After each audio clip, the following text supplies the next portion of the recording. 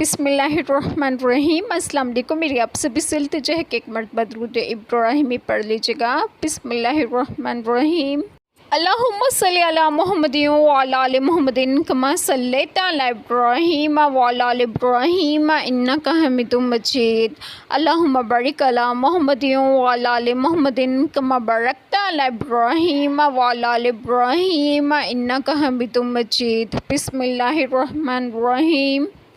لعنت کیے گئے وہ جنہوں نے کفر کیا بنی اسرائیل میں داؤد علیہ السلام اور عیسیٰ علیہ السلام بن مریم علیہ السلام کی زبان پر۔ یہ بدلہ ان کی نافرمانی اور سرکشی کا جو بری بات کرتے، آپس میں ایک دوسرے کو نہ روکتے، ضرور بہت ہی برے کام کرتے تھے۔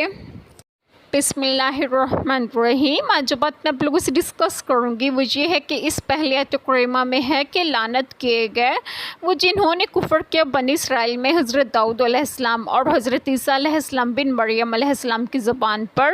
باشندگان عائلہ نے جب حد سے تجاوز کیا، سنیچر کے روز مطلب ہفتے کے روز شکار ترک کرنے کا جو حکم تھا اس کی مخالفت کی، تو حضرت داؤد علیہ السلام نے ان پر لعنت کی اور ان کے حق میں بد دعا فرمائی، تو وہ بندروں اور خنزیروں کی شکل میں مسخ کر دیے گئے۔ اور اصحاب مائدہ نے جب نازل شدہ قرآن کی نعمتیں کھانے کے بعد کفر کیا، تو حضرت عیسیٰ علیہ السلام نے ان کے حق میں بد دعا کی، تو وہ خنزیر اور بندر ہو گئے اور ان کی تعداد 5000 تھی۔ بعض مفسرین کا قول ہے کہ یہود اپنے ابا پر فخر کیا کرتے تھے اور کہتے تھے ہم انبیاء علیہ السلام کی اولاد ہیں۔ اس آیت کریمہ میں انہیں بتایا گیا کہ ان کے انبیاء علیہ السلام نے ان پر لعنت کی ہے۔ ایک قول یہ ہے کہ حضرت داؤد علیہ السلام اور حضرت عیسیٰ علیہ السلام نے ان پر لعنت کی۔ ایک قول یہ ہے کہ حضرت داؤد علیہ السلام اور حضرت عیسیٰ علیہ السلام نے سید محمد مصطفیٰ پاک صلی اللہ علیہ وسلم کی جلوہ افروزی کی بشارت دی اور حضور پاک صلی اللہ علیہ وسلم پر ایمان نہ لانے اور کفر کرنے والوں پر لعنت کی۔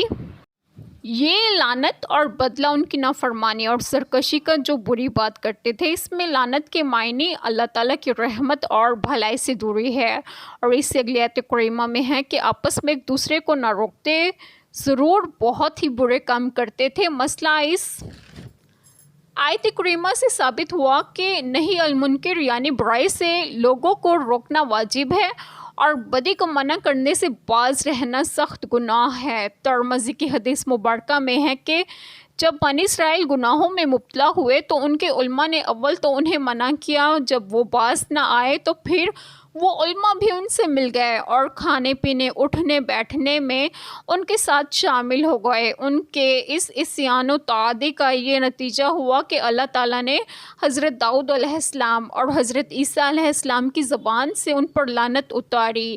ایک حدیث مبارکہ میں ہے، ابو سعید خدری رضی اللہ عنہما فرماتے ہیں کہ رسول پاک صلی اللہ علیہ وسلم نے فرمایا، تم میں سے جو شخص برائی دیکھے اول اسے ہاتھ سے بدل دے، اگر یہ طاقت نہ رکھے تو اپنی زبان کے ساتھ، اگر یہ بھی نہ ہو تو دل کے ساتھ، اور یہ سب سے کمزور ایمان ہے۔